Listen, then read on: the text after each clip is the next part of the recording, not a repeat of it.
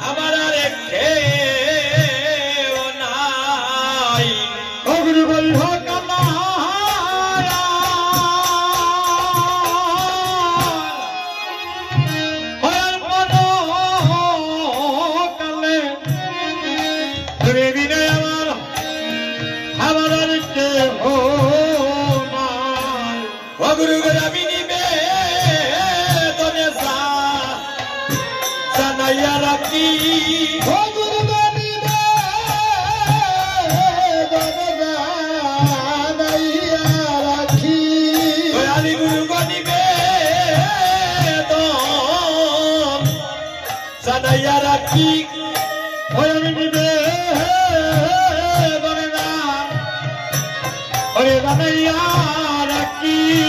আমায় শেষের দিনে দিও না পাখি গো নিবেদনে যাইয়া রাখি অবশেষে দিনে দিও না পাখি নিবেদনে যাইয়া রাখি ঘুরি গো আমায় শেষের দিনে দিও না পাখি গো আমি নিবেদনে জানাইয়া রাখি শেষের দিনে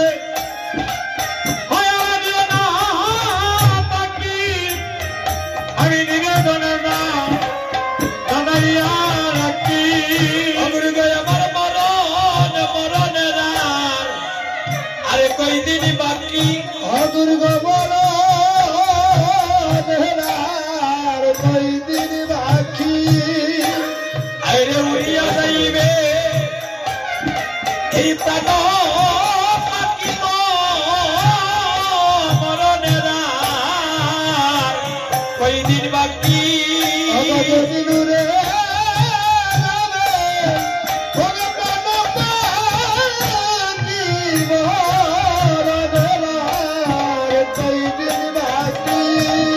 কখনে জানি উড়িয়া যাইবে গো সবার এই প্রাণ পাখি গো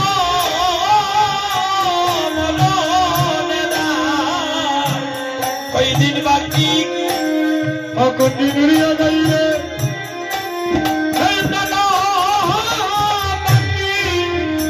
আমার মনে কয়দিন বাকি আমি এমন গুরু বাজে নামে নারে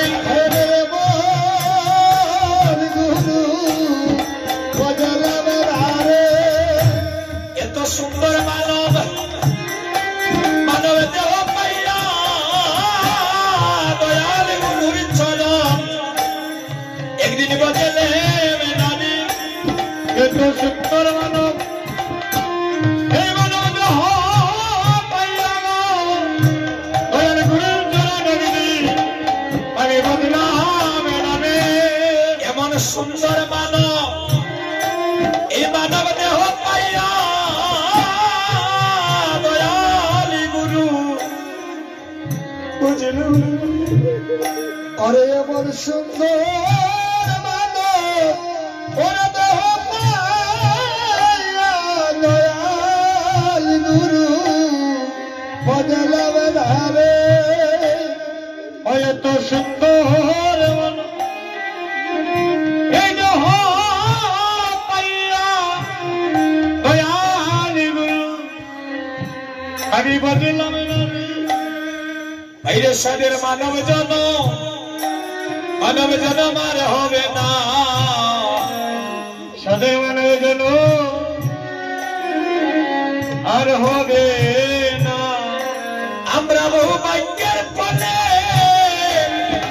পেয়েছি মানব জন্ম সাদের মানব জন্ম আর হবে না বহু ভাগ্যের ফলে পেয়েছি সাদের মানব জন মানব জন আর হবে না বহু ভাগ্যের ফলে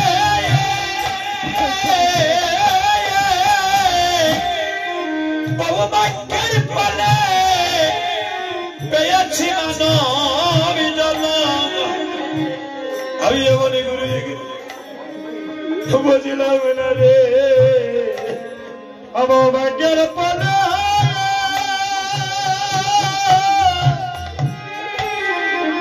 বহু ভাগ্যের ফলে পেয়েছি মানব দয়ালে করে দেখি বুঝলাম রে বহু ভাগ্যের ফলে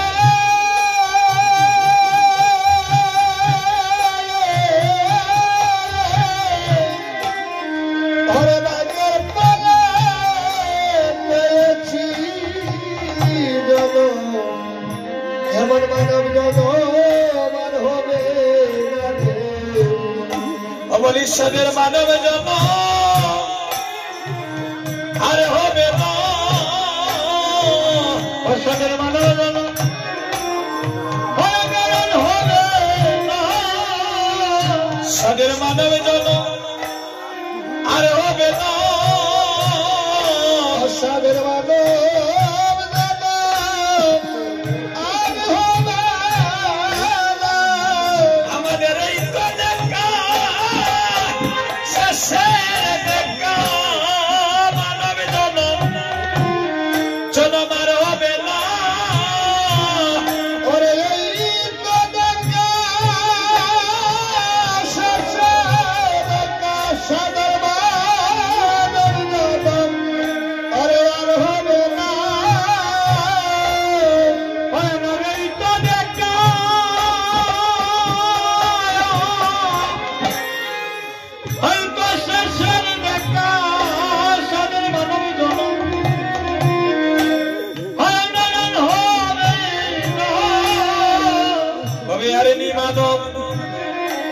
মানব জন্ম হবে এইভাবে মানব জন্ম হবে তুমি আর নি মানব মানব জন্ম হবে এইভাবে মানব জন্ম হবে এমন বচন যজ্ঞ দেহ পাইয়া দয়াল গুরু বজলামে না গো আমাদের আর কি মানব মানব জন্ম হবে। আরে বদর দেহ পাইয়া দয়াল গুরু বজলাম না গো আরে মানব জন্ম হবে বলি আরে নি মানব জন্ম হবে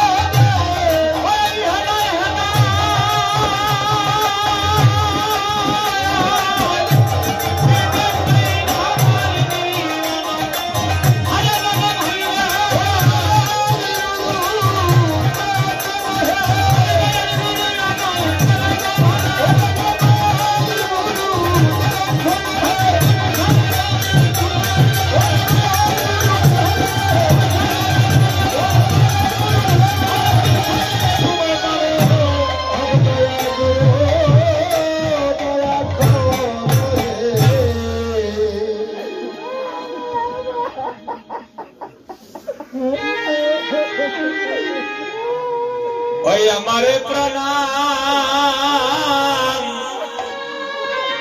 লো শ্রী গৌরী আমার প্রণাম লো শ্রী গৌরী আমার প্রণাম লো শ্রী গৌরী তুমি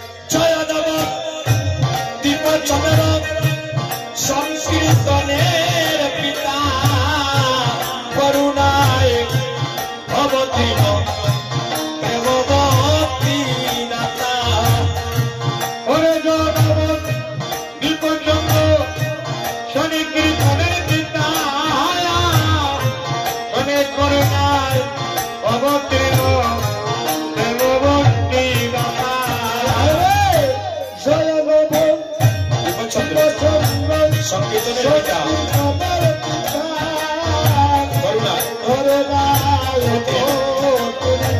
ভক্তিদাতা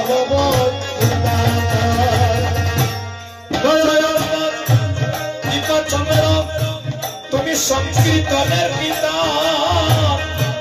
অরে করুণায় অবতীর্ণ প্রেম ভক্তি দাতা হরে জয় নব দীপচন্দ্র সংকীর্তনের পিতা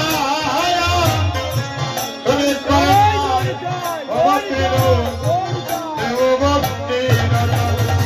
তুমি গৌরী রূপে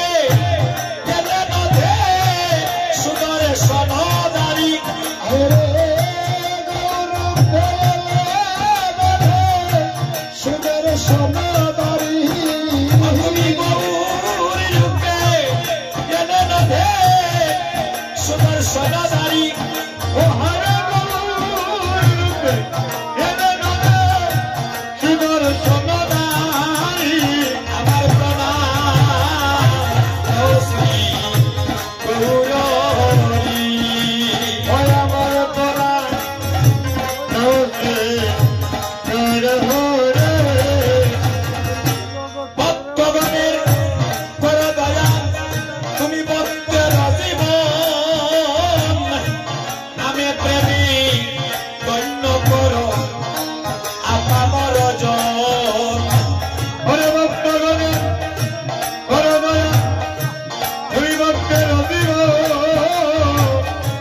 নামে প্রেমে ভক্ত কর আপামার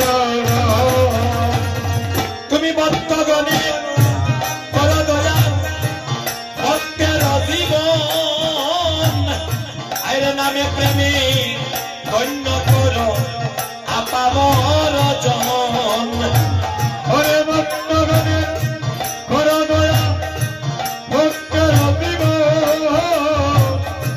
নামে প্রেমে ভক্ত কর আপামার তুমি অন্তে কৃষ্ণ হরির বহুর হয়ে বংশীদারি হরিবল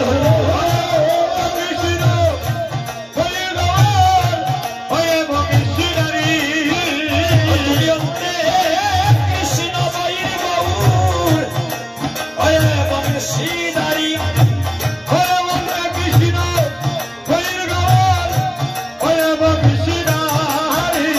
আমার প্রণাম শ্রী গৌরী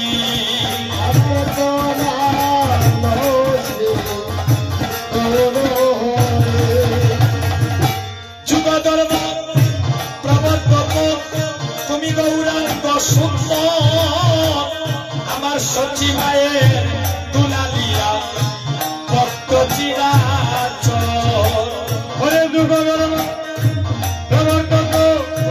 গৌরাঙ্গ সুন্দর তুমি সচিবায়ের ভক্ত চিরাচর তুমি যুগধর্ম প্রবর্তক হলে গৌরাঙ্গ সুন্দর আমার সচিবায়ের দুলালিয়া তুমি ভক্ত চিরাচর হরে যুগধর্ম প্রবর্তক গৌরাঙ্গ সুন্দর সচিবায়ের দুলালিয়া ভক্ত চিরাচর তুমি নামে প্রেমে বাসাইলে বিশ্বের নরনারী উলুদনি তুমি নামে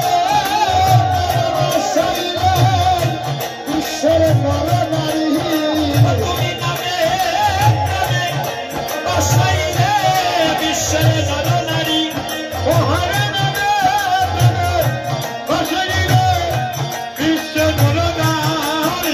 আমার প্রণাম শ্রী গৌরী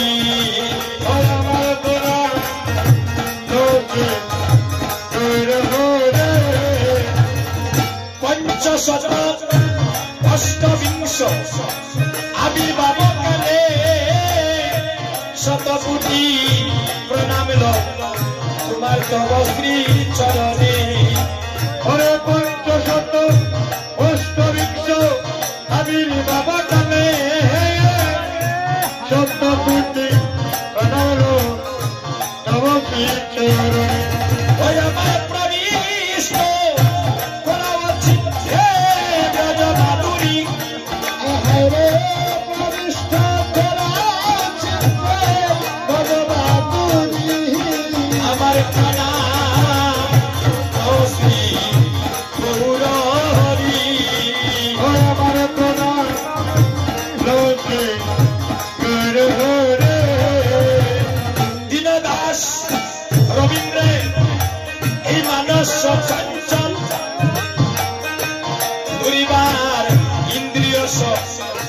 হইল কমল হরে দীনদাস রবীন্দ্র এই মানব সত্যন্ত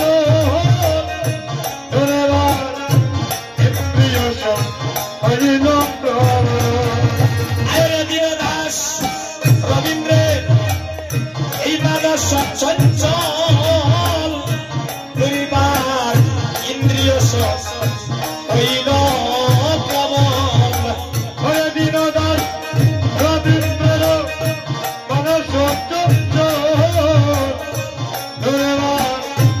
ইন্দ্রিয় হইল কমল আরে আমার পিতা জ্বালা দূরে করে দিও শান্তির বাড়ি হরে পিতা জ্বালা দূর করে দিও শান্তির বাড়ি আরে আমার পিতা জ্বালা দূরে করে দিও শান্তির বাড়ি হরে আমার পিতা জ্বালা দূর করে দিও শান্তির বাড়ি আমার প্রণাম ও শ্রী গুরুল হরি গুরু হরির দয়াল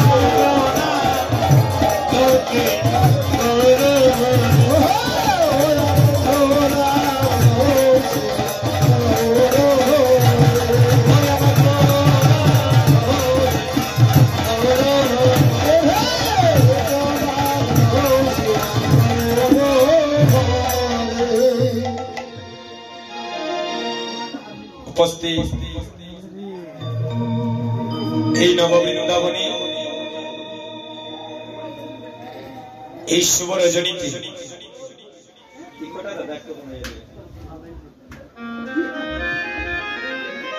অনেক দূর দূরান্ত থেকে আগত সাধুগুরু বৈষ্ণবগণ, আমার মাতৃমণ্ডলীগণ, পিতৃদেবতাগণ, যুবক বন্ধুগণ, স্নেহাশিস বোনেরা, কীর্তনের পূর্বারম্ভে আমি নরাদম দেবাশিস দাস সকল সাধুগুরু বৈষ্ণবের রাতুল চরণে আমার শত সহস্র কোটি ভক্তি যাপন করছি।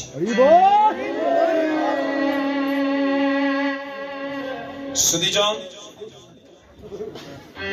শাস্ত্রে বললেন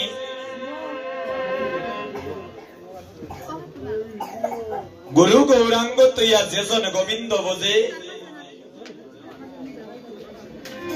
সেই পাপী নরকে মজে। তাই আমরা সর্বপ্রথম গুরুর চরণ আশ্রয় নিলাম, কারণ গুরু কৃপা হি কেবলম। আর তারপর আমরা গৌর চরণে প্রণাম করলাম, যেন আমরা গৌর দেশের মানুষ সবাই, তো সবার উপরে যেন গৌর হরির একটু কৃপা অবশ্যই।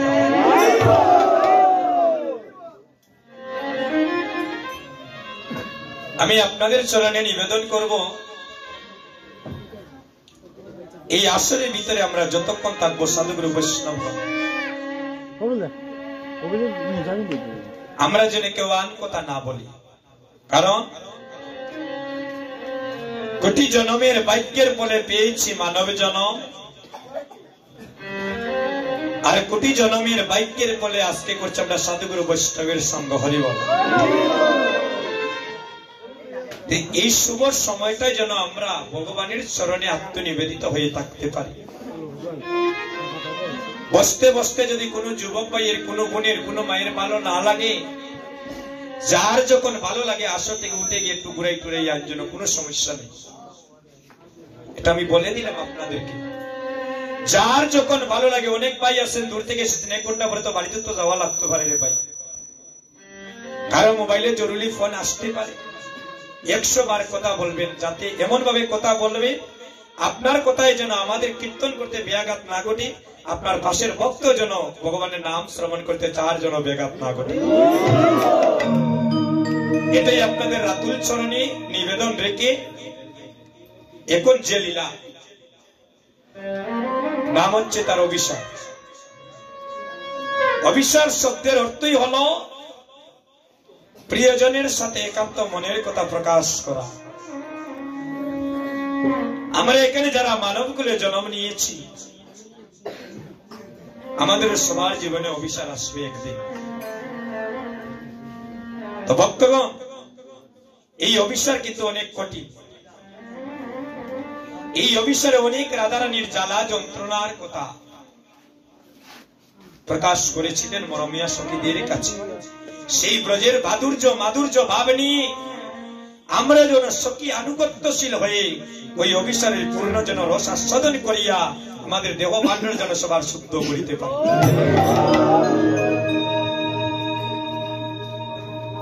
এই যুগটার নাম হলো কলিযুগ। একটু মন দিয়ে শুনবে। এই যুগটার নাম কি গো মা? এই যুগটার নাম হলো কলিযুগ। এই কলিযুগে দেখবেন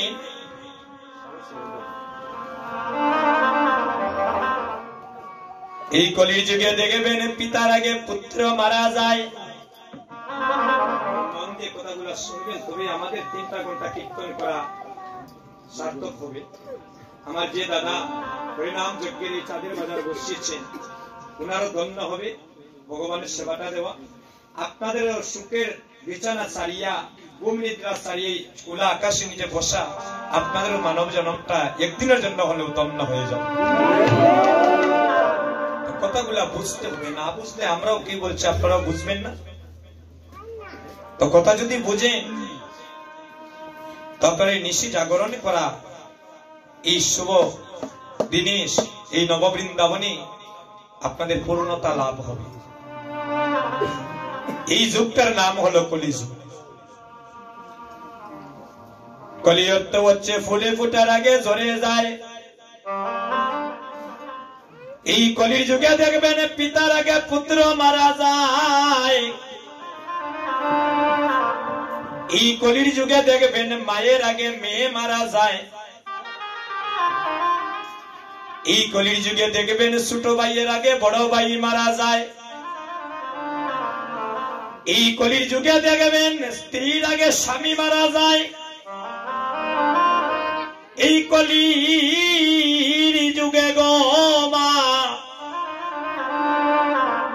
এই কলির যুগে দেখবেন অনেক মা তার সন্তানে জন্ম দিচ্ছে।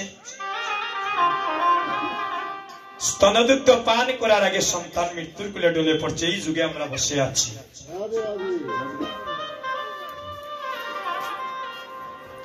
ডাক্তার ডাক্তার ডাক্তার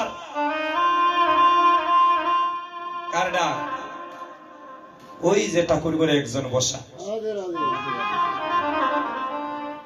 ঈশ্বর পরম কৃষ্ণ, যিনি সচ্চিদানন্দ বিগ্রহ, অনাদির আদি গোবিন্দ, যিনি সর্ব কারণের কারণম। আমি দেবাশিস কীর্তন করছি নাকি গো মা? আজকে 9 দিন এই 9 নম্বর প্রোগ্রামে ফাল্গুন মাসের 10 তারিখ করে একদিন বিশ্রাম আছে। প্রতিদিন কীর্তন। আমি কীর্তন করছি নাকি দাদা? আমাকে দিয়ে গৌর হরি কীর্তন করাচ্ছেন, উনি আমাকে দিয়ে কথা বলাচ্ছেন। আমি কি? এখানে যে অগণিত ভক্তগণ আপনারা আসলেন, আপনারা কি এসেছেন দাদা? মহাপ্রভু কৃপা করে আজকে ভক্ত সঙ্গ করার আপনাদেরকে আমাদেরকে সুযোগ করে দিয়েছে। নিঃশ্বাসের বিশ্বাস নাই রে ভাই। এই দেখেন মাইক্রোফোন হাতে নিয়ে কথা বলছে। আগামীকাল এমন টাইমে আমিও শ্মশান ঘাটে থাকতে পারি। আগামীকাল আমিও এই সুন্দর পৃথিবী ছেড়ে চলে যাইতে পারি। আপনাদের সুনামগঞ্জের একজন ভাই, আপনাদের জেলার সুনামগঞ্জ তো নাকি দাদা? এই সুনামগঞ্জের আজ 10-15 দিন আগে একটা ঘটনা। রাজন কীর্তনিয়া ভাই, আপনারা হয়তো অনেকে চিনেন। উনার সাথে কিবোর্ড বাদক গোবিন্দ দাস আসরের মধ্যে মারা গেল। এই 10 থেকে 15 দিন আগের কথা। সুন্দর তাজা কয়েকটা সন্তান ভগবান দিয়েছে। উনি কি জানতেন ওই দিনটাই উনার জীবনের শেষ দিন? আপনাদের সুনামগঞ্জ রত্ন, আপনাদের অহংকার করার মানুষ ছিলেন আমার হরিমোহন দাদা কীর্তনিয়া, যার চরণে কোটি কোটি প্রণাম করি। উনিওরে ভাই ঘুমের ঘরে মারা গেলেন। একদিন আগে আপনাদের সাথকে কীর্তন করেছি ওনার সাথে, পরদিন শুনি মারা গিয়েছেন। আমার বাবারা চিনবেন, অনেক যুবক ভাইয়েরা চিনবেন না, নাম শুনেছেন। মৌলভীবাজারের একজন কীর্তনিয়া ফুকা বাবু, প্রবীণ কীর্তনী, আমাদের পিতৃ সমতুল্যই নেই। একসাথে পাগলা ঠাকুরের আকড়ায় রাজনগর কীর্তন করলাম। সকালবেলা ওনার কন্যা সন্তান গিয়ে ডাকতেছে, বাবা সকাল 11টা হয়ে যাচ্ছে, তুমি তো পূর্ণা দেওয়ার কথা পাগলা ঠাকুরের আশ্রমে, তুমি এখনো ঘুমাচ্ছ। বাবাজি চির জনমের মতো ঘুমিয়ে গিয়েছে। ওই আদরের কন্যা সন্তান তো সেটা আর জানে না রে ভাই। আমরা যে প্রতিদিন রাত্রিবেলা ঘুমাই, যুবক বন্ধুগণ মন দিয়ে কথাগুলো শুনবেন, আমরা প্রতিদিন যখন রাত্রিবেলা ঘুমাতে যাই গো মা, আমাদের যখন ঘুমটা লেগে যায়, আমরা কেউ কি বলতে পারি আছি না লন্ডন আছি না আমেরিকা আছি না কোথায় আছি, কেউ বলতে পারি না রে ভাই। যখন ঘুমের মধ্যে থাকি, 10তলা বিল্ডিং এর ভিতরে ঘুমো না এসি রুমে ঘুমো না গাছতলায় ঘুমো, কেউ বুঝতাম পারি না দাদা। ওই গৌর হরি যদি আমাদের সকালবেলা নয়নের ঘুমটা ভেঙে দেন, তে মনে করবেন আপনি আরেকটা জীবন পেয়েছি। মন দিয়ে কথাগুলো শুনবেন। আর উনি যদি আমাদের নয়নের ঘুমটা না ভাঙিয়ে দেন, প্রতিদিন রাত্রিবেলা যখন বিছানায় ঘুমাইতে যাবে, মনে করবেন এই ঘুমটাও আমাদের জীবনের শেষ ঘুম হইতে পারে দাদা। ভক্তগণ, এই পৃথিবীতে কেউ থাকবো না, কেউ 2 দিন আগে, কেউ 2 দিন পরে এই সুন্দর পৃথিবী ছেড়ে সবাইকে আপন দেশে চলে যেতে হবে। আপন দেশটা কোথায়? যেখানে মানুষ একবার গেলে রে ভাই আর জীবনে ফিরে আসে না। ওই জায়গাটার নাম হলো শ্মশান ঘাট। এই জগতে টাকা পয়সা মানুষকে সুখ দেয় না, সুন্দর চেহারা মানুষকে সুখ দেয় না, টাইলস লাগানো বাড়িঘর মানুষকে সুখ দেয় না রে ভাই। এগুলা যদি মানুষকে সুখ দিত, তাহলে মানুষের রাত্রিবেলা ঘুমো ট্যাবলেট খাইয়া ঘুমাইল না। একমাত্র গৌর বিনে সুখ দিতে জগতে নাই অন্য জন, আর তাকিলে তোমার বিদ্যা তুলে কোটি কোটি জন। তাই মহাজন বলছেন, 80 বৎসরের বৃদ্ধকে প্রণাম করা যায় না যদি তার অন্তরে কৃষ্ণ ভক্তি না থাকে। আর 80 বৎসরের বাবা 5 বৎসরের শিশুকে প্রণাম করিতে পারে, সে যদি একবার আমায় কৃষ্ণ পথে ব্রতী করে। তাই সুবিজয়, এই পৃথিবী ছেড়ে সবাই জনমের মতো চলে যাব। এই আমরা মানবকুলে কেন জন্ম নিলাম? এই সুন্দর মানবকুলে কেন জন্ম নিয়েছি মা? শুধু ভালানাটা সেবা করার জন্য নাকি? কৃষ্ণ ভজিবার করে সংসারেতে আইলাম, আর মিছে মায়ায় বদ্ধ হইয়া আমরা বৃক্ষ সম হইলাম। একদিন এই সুন্দর পৃথিবী ছেড়ে চলে যাব, কারোর সাথে কার কখন দেখা হবে কেউ বলতে পারবো না। মারা যাওয়ার পরে কোথায় যাব কেউ বলতে পারবো না। আসতে মা, যেদিন আমরা মানব করে আসলাম, মন দিয়ে শুনে সবাই একটা আমরা নদী পাড়ি দিয়ে আসলাম। ওই নদীটার নাম কি? ভব নদী। কেউ অস্বীকার করে যেতাম পারতাম না এই আসল ত্যাগ দাদা। যেদিন আমরা মানব করে আসলাম, সবাই একটা নারী পুরুষ একটা নদী পাড়ি দিয়ে এসেছে। ওই নদীটার নাম কি দাদা? ভব নদী। আচ্ছা বলে, আসার সময় কে কি সাথে নিয়ে এসেছি? গভীর চিন্তা, এটা সেই দেশের কথা। ওই কথাগুলো অনেক আসলে বলি না, কেন জানি? কথা বলতে তখন ভালো লাগে, কথাগুলা শোনার মতো যদি প্রাণ ভরে ভক্তরা পাওয়া যায়। দেখে আসলটা এত নীরব, বোঝা যার বৃন্দাবনে ফুল ফুটে আছে। এটাই হচ্ছে ভক্তের শুভ লক্ষণ। একটু মন দিয়ে শুনেন। নারী বলে পুরুষ বলে, আসার সময় উলঙ্গ এসেছে। উলঙ্গ, পরনের একটা কাপড় ছিল, ছিলনি গো মা, আসি পরনের কাপড় ছিল না। নারী পুরুষ যারাই বলে আমরা উলঙ্গ হয়ে জগতে এসেছি, ভগবান বললেন হে জীব, এই দেশে পাঠাচ্ছি, কিচ্ছু নিয়ে অহংকার করবে না, কারণ তোমার বলতে কিছু নাই, তোমার দেহটাও তোমার না, এই দেহটাও আমরা নেই। অনাদিরাদি গোবিন্দ আসার সময় একটা নদী পাড়ি দিলাম, আর যেদিন আমরা মারা যাইব দাদা, কেউ 2 দিন আগে, কেউ তেমন ছিল দিন, সুন্দর পৃথিবী ছেড়ে সবাইকে যেতে হবে, সবাইকে একটা নদী পাড়ি দিতে হবে, আবার একটা নদী পাড়ি দিতে হবে। ওই নদীর নাম বৈতরণী নদী। আপনাদের গ্রামটার নাম কি দাদা?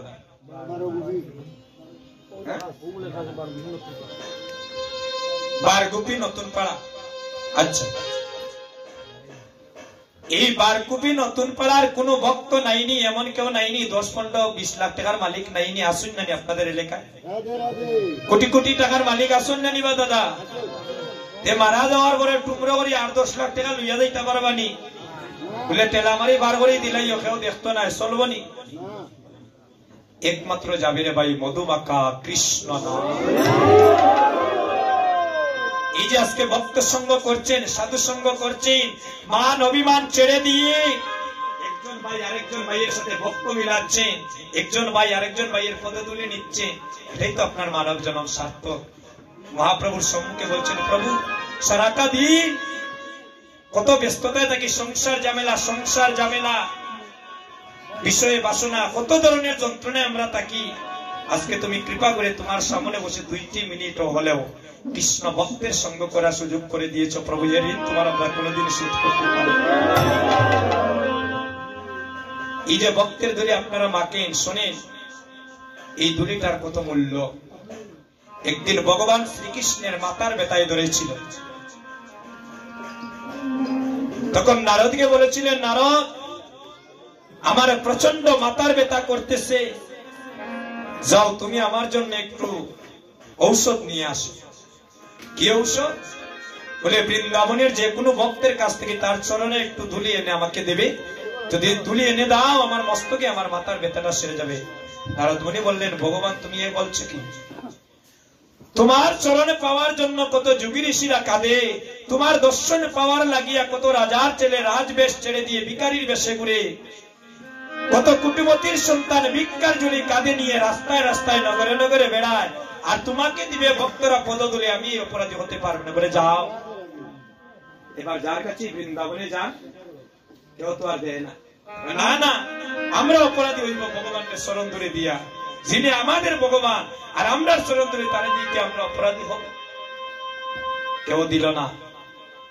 নারদ মুনি এসে বললেন, হে গোবিন্দ, এই ব্রজের প্রতিটি ভক্তের কাছে গেলাম, কেউ ধুলি দিতে চায় না, কয় তারা পাপের পাতকি হবে।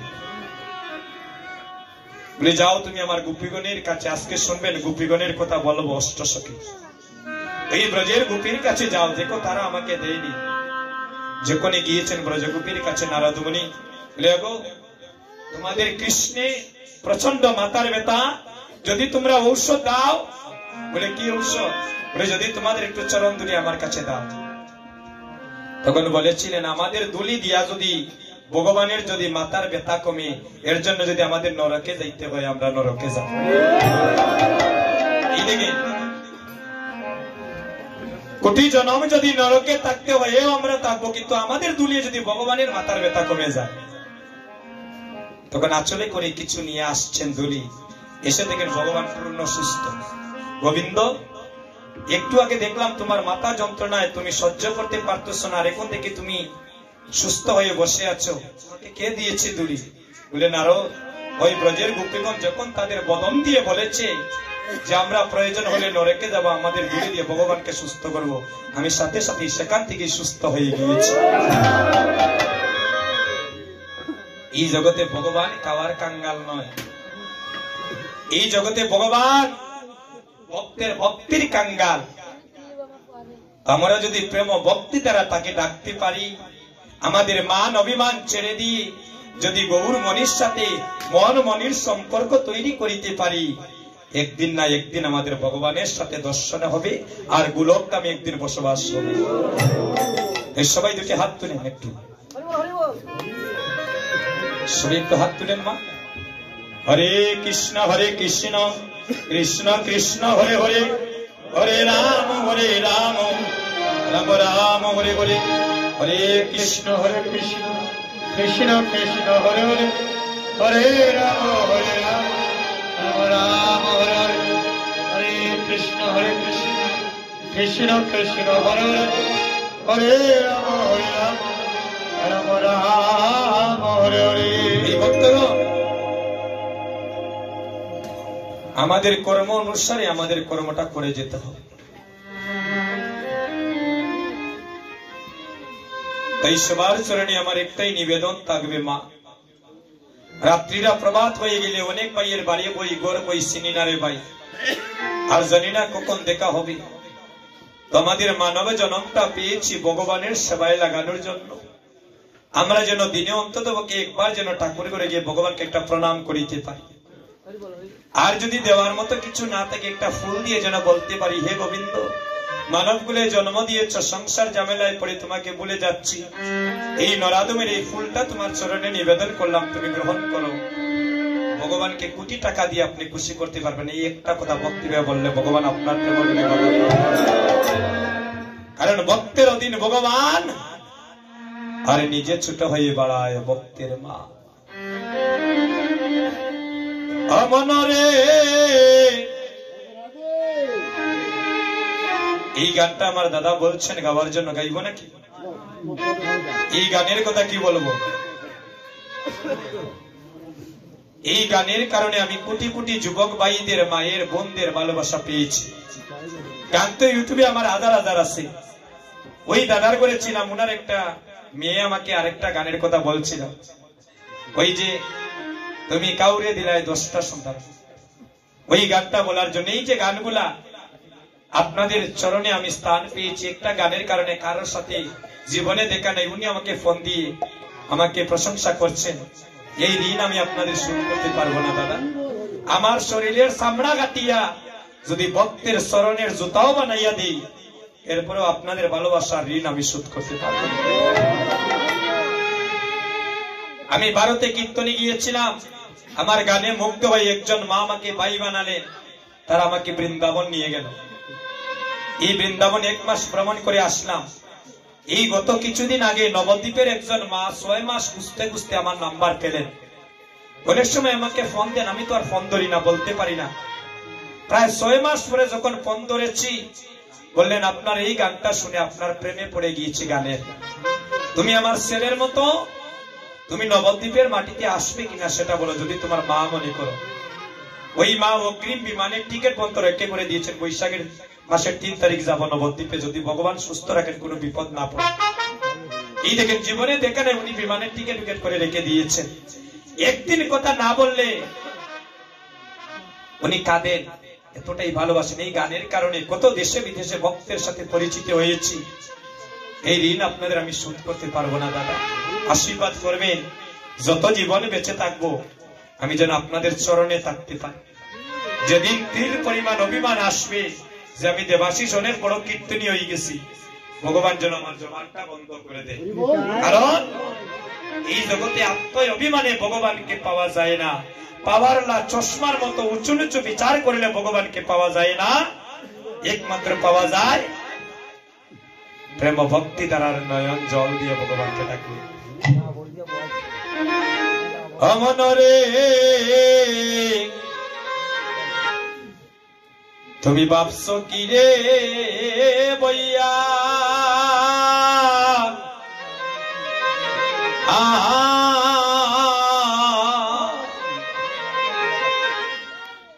শেষের বিয়ে হবে।